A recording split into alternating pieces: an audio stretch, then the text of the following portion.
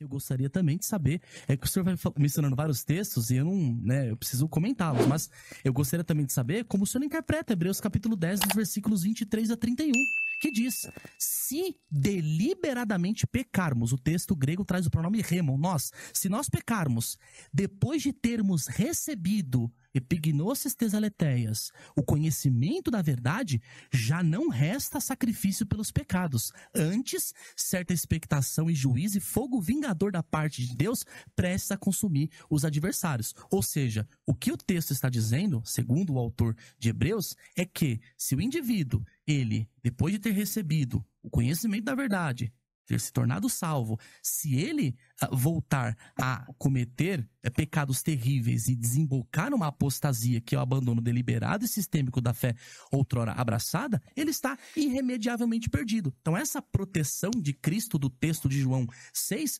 refere-se à proteção de poderes externos, mas não quer dizer que eu deliberadamente não possa, que o senhor não possa se afastar dos caminhos de Deus. Aliás, Paulo diz em 1 Timóteo capítulo 4, versículo 1, que nos últimos dias alguns apostatarão da fé. Ô Timóteo, tô escrevendo aqui pra você que alguns podem apostatar da fé, mas fica tranquilo, que uma vez salvo, salvo para sempre, os eleitos não podem se perder.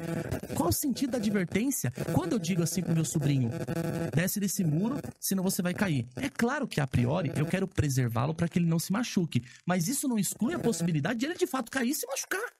É o que Paulo está propondo, Timóteo, olha só. Nos últimos dias, alguns apostatarão da fé. Fala de Mineu, fala de Alexandre, fala de Fileto, fala de Judas. Muitas pessoas que se perderam no caminho. A perda da salvação é uma possibilidade real a verdadeiros crentes. Quando eu falo que essa doutrina católica romana, ela avilta a soberania de Deus, o poder de Deus, a obra de Cristo, isso é muito sério. Isso é muito sério. Porque, primeiro, que aquele negócio aquele exemplo lá que deu do mendigo que estende a mão, esse é um dos exemplos mais infantis que eu conheço. E todo... Quem usou esse exemplo uma vez foi o Franklin Ferreira, tá? Só pra ficar claro. Não, mas de novo, não vamos citar nome, né, o pastor... Estou usando no sentido positivo, né? Não no sentido negativo. É negativo. Não, eu estou citando porque eu gosto do exemplo. E aí estou citando um teólogo negativo, calvinista que cita esse maravilhoso exemplo do mendigo estendendo as mãos vazias para receber o dom da graça. O Franklin é meu amigo e eu vou falar para ele que se ele usou esse exemplo, Franklin, se você usou esse exemplo está completamente por fora. Eu vou te dar outro exemplo, Franklin. O exemplo é de alguém se afogando, já sem nenhuma força no meio do mar. O salva-vida tá ali, no começo ali, e o cara tá avançando. Ele não vai, não pode. O cara vai. E ele falando que não pode e tal. Dali a pouco ele percebe o cara lá já se debatendo todo e já sem nenhuma força para... O salva-vida, ele tem obrigação de pegar a sua boia, pegar o barco, pegar a corda, ir lá buscar. E chega lá, ele não pergunta se aquela pessoa... ele quer ser resgatado ou não. Ele é obrigado, porque aquela é a missão dele, é a função dele. Então ele vai, se o cara fala que não quer, ele vai trazer o cara. Se o cara começar a se bater, ele vai dar um sossega-leão e ele vai trazer o cara na praia. Então isso é um exemplo bem simples ainda. Bem simples ainda. Pastor Walter, algum mérito? Desculpa te interromper. Nesse exemplo do afogamento, quem que afogou a pessoa? Como assim? A pessoa. Ela tinha liberdade de não ir para o mar?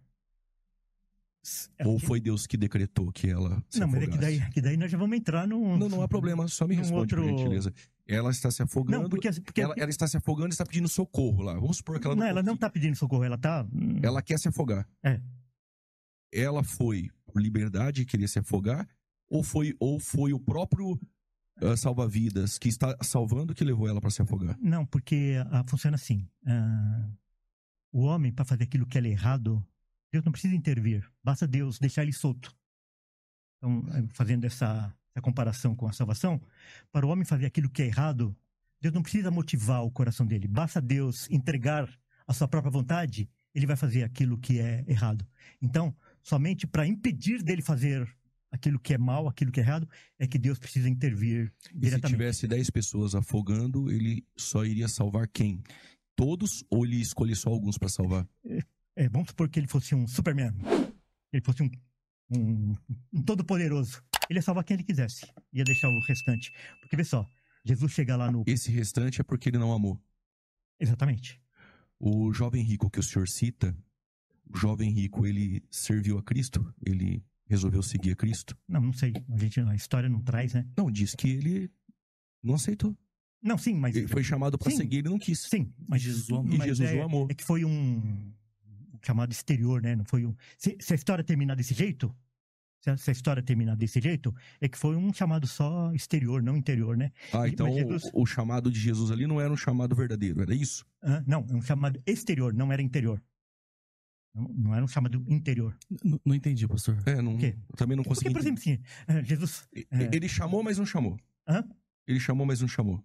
Não é isso que chamou, não chamou. Ele chamou exteriormente, não chamou O que é um interiormente. chamado exterior? Para quem tá em casa entender, o que é um chamado exterior? E o interior? E o interior? O chamado exterior é aquele que assim, ó, vinde a mim todos que estáis cansados e sobrecarregados e eu vos aliviarei. Eis que estou à porta e bato. Então, esse é um chamado que ele não vem com a força do Espírito Santo para modificar aquele coração. E quando é o chamado interior, que é o chamado, por exemplo, que acontece com Zaqueu. Jesus não convida Zaqueu. Jesus fala assim, desce depressa. Eis que hoje me convém pousar em sua casa. Mas por quê? Pedro, Por que Jesus porque é uma disse ordem. isso? Não, mas não convite. por que exemplo, que Jesus vamos disse pegar isso para Zaqueu? O que Zaqueu ele fez antes de Jesus querer repousar na casa dele? Ele estava curioso. Ele viu Jesus, provavelmente ele já tinha ouvido falar de Jesus, a graça já tinha trabalhado no seu coração e ele se sentiu atraído por essa graça. Sim. E Jesus olhou a sinceridade e decidiu salvá-lo. O jovem rico é o contrário. Não, mas ninguém nega isso. No jovem rico, ninguém- nós temos um ninguém- detalhe da porque, resistibilidade pessoal, da graça. A nossa diferença é que quando Jesus atrai, quando vem com a força da graça, do chamado, não tem a pessoa que falar não. Então pode Tanto que você acontecer pega- de alguém pregar sobre Jesus e fazer o convite, e esse convite ser externo. Na verdade, ele não funciona. Dá um remédio para alguém, mas aquele remédio não contém a Só um substância. carro sem a chave, né? Pra Eu te dou dirigir. um carro, então é isso, chamado externo. Ok, é um chamado geral, Entendi. que ele não vem com a... Olha, eu não quero tomar. Não, tudo bem. Eu não quero Não, tomar mas- partido, mas assim, pra crer. Eu tô querendo comentar, mas vai. Pra crer nisso, é difícil. Não, então Porque tá bom. assim, não, porque assim, pastor, o senhor é reformado, sola escritura e tal. Certo. Aí quando o Pedro diz que resgata, olha só, é uma força de expressão. Certo.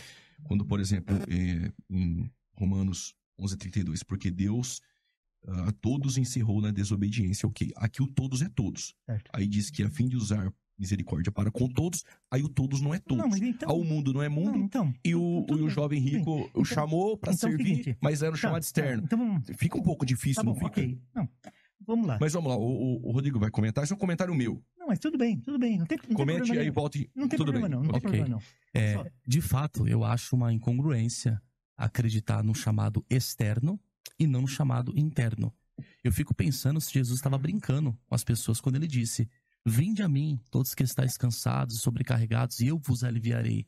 Poxa, esse chamado de Jesus para segui-lo, desacompanhado da capacitação interna, é como eu pedi, pastor Juliano, para uma criança entrar em um carro e dirigi-lo até a Praia Grande. Ela não vai conseguir. Ela vai conseguir entrar no carro, ela vai ouvir esse convite para entrar no carro. Mas ela não vai ter capacidade de se locomover até lá. Essa é a oferta de salvação proposta pelo irmão. É o chamado externo. É o chamado externo. Poxa, eu fui lá, preguei o evangelho, chamei as pessoas para arrependimento e tal. Mas Deus chama essas pessoas e não dá a elas a igualdade de capacidade para elas responderem de forma Não dá. negativa? Não dá. Que amor é esse? Bom, Então Jesus está. Quando Jesus disse, ide por todo mundo pregar o evangelho a toda criatura. Quando nós dizemos para as pessoas que Jesus morreu por elas, que Jesus as ama. a gente não diz isso? A gente não fala essa mentira pra pessoa. Então, mas Jesus Isso é ele não mentira. disse? Eu, se chegar pra uma pessoa... Uma pergunta, Jesus disse assim, ó, vinde a mim, todos que estáis cansados. Sim. Ele disse isso pra quem? Foi pra todos ou foi pra alguns? Ele disse isso pra todos. Então, mas se nem todos seguiram. Então, Essa mentira... Pera um pouquinho, não, pera um pouquinho. Nem todos seguiram. Então, essa chamada de Jesus externa. é externa, É. mas não é acompanhada da chamada interna. Não. Ok, a chamada externa não é acompanhada da chamada interna. Aham. Isso é moral? Isso é justo? Olha, a gente não julga Deus. A gente não julga, nós somos julgados por Deus. Então, Vai lá, pastor Walter. o melhor exemplo, a parábola da grande ceia. Uhum. Quando ele mandou convidar a muitos, ele ia dar uma festa. Quando ele... Acho que é Lucas capítulo 14. Exato. Quando tudo estava pronto, ele tinha convidado, depois ele mandou avisar os convidados de que estava tudo pronto. Um não foi porque tinha casado, o outro porque tinha comprado uma fazenda, o outro tinha comprado uma junta de bois e experimentar, e nem foi. Em verdade vos digo que nenhum dos convidados participará da minha ceia. Daí ele deu uma ordem já diferente. Primeiro ele mandou convidar. Na segunda, ele mandou buscar. Vai na cidade, busca os cegos, os aleijados, os coxos, os pobres.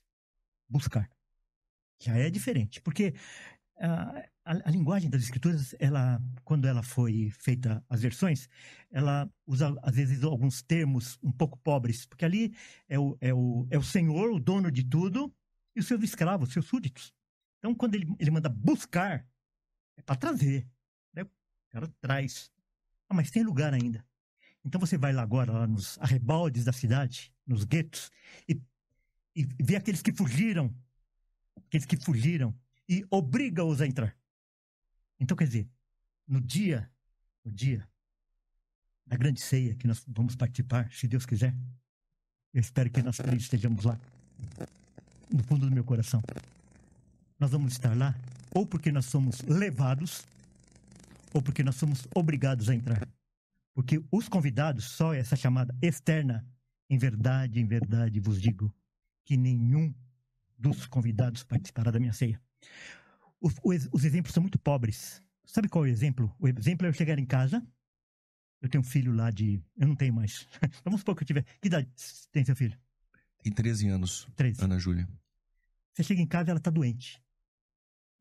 Você vê que ela está muito mal. Filha, vamos para o hospital. Eu não quero, pai. Vamos para o hospital. Eu não quero, pai.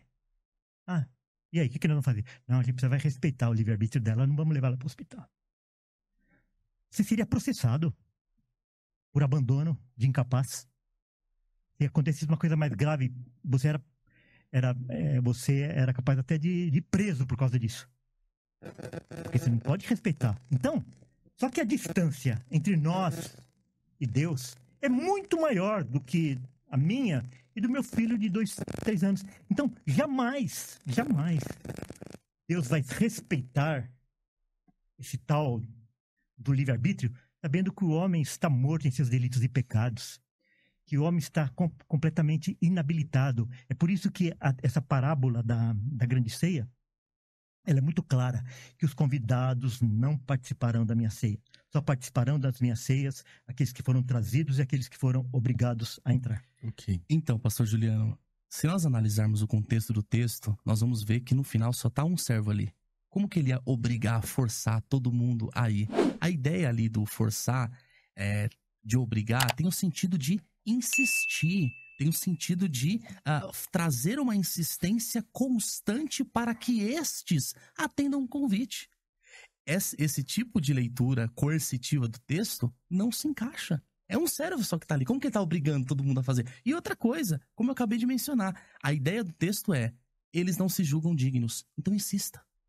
force-os, né? Vai lá, diga que vale a pena, né? E insiste com eles para eles participarem. O texto não ensina a resistibilidade da graça. Agostinho tentou usar esse texto para fundamentar essa doutrina, inclusive o senhor sabe que isso acabou desencadeando aí posteriormente em outras questões. Eu nem sei se foi Agostinho, eu li na Bíblia, né? E não, tá aí na Bíblia. Mas forçar no sentido de obrigar não é uma leitura adequada, é o sentido de insistência. Um servo está ali insistindo. Agora, o nosso debate, pastor Juliano, era sobre expiação ilimitada ou expiação limitada. Aí nós fomos mencionando vários assuntos, vários pontos e tal, e acabamos aí talvez nos perdendo no meio do caminho. É claro que as doutrinas, elas não são uma ilha, elas estão concatenadas e tal, mas eu gostaria de voltar e dizer uma coisa extremamente importante. É necessário, é imprescindível que nós distinguemos a extensão da expiação, a intenção da expiação e a aplicação da expiação. Como assim? A extensão da expiação, na perspectiva arminiana, a extensão da expiação ela é universal. O Senhor Jesus Cristo morreu por todos e cada um dos homens sem exceção. João 29, João 3,16, Romanos 5,18, 1 João 2,2 e vários outros textos. A intenção da expiação, segundo a visão arminiana, ela já é dupla. Por quê? É tanto proporcionar ou provisionar a todos a oportunidade de salvação, quanto também aplicar tal salvação somente aqueles que, por meio da graça divina, crerem em Cristo. Isso está bem claro, a meu ver, em 1 Timóteo capítulo 4, versículo 10, que diz que Cristo é o Salvador de todos os homens, especialmente dos fiéis. Quando o texto diz que ele é o Salvador de todos os homens, está falando da provisão. Quando o texto fala especialmente dos fiéis, está falando da aplicação da expiação. E a aplicação da expiação, ela é condicional na perspectiva arminiana. Então, embora ela seja universalmente disponível, sua aplicação depende da resposta individual ao chamado de Deus. Então não é que Jesus, ele morreu na cruz, o seu sangue foi derramado em vão, muito pelo contrário. Se Jesus tivesse morrido na cruz com a intenção de salvar todos, aí sim a expiação teria falhado. Mas a intenção não era salvar todos. A intenção era prover uma base de salvação, colocar um homem no estado de salvabilidade e salvar aqueles que, pela graça mediante a fé, se arrependem de seus pecados e creem em Jesus. A expiação, em e por si mesma, desacompanhada da fé, ela não salva alma alguma. É somente após o indivíduo se arrepender de seus pecados e crer em Jesus é que ele pode se salvar. É o que diz o carcereiro ali, o Paulo falando para o carcereiro de Filipos: creia no Senhor Jesus e será salvo. Ou seja, a salvação, ela não é automática. Se fosse automática, os indivíduos descritos ali em 2 de Pedro, capítulo 2, versículo 1, eles seriam salvos. Como não é automática, logo as pessoas não se salvam automaticamente.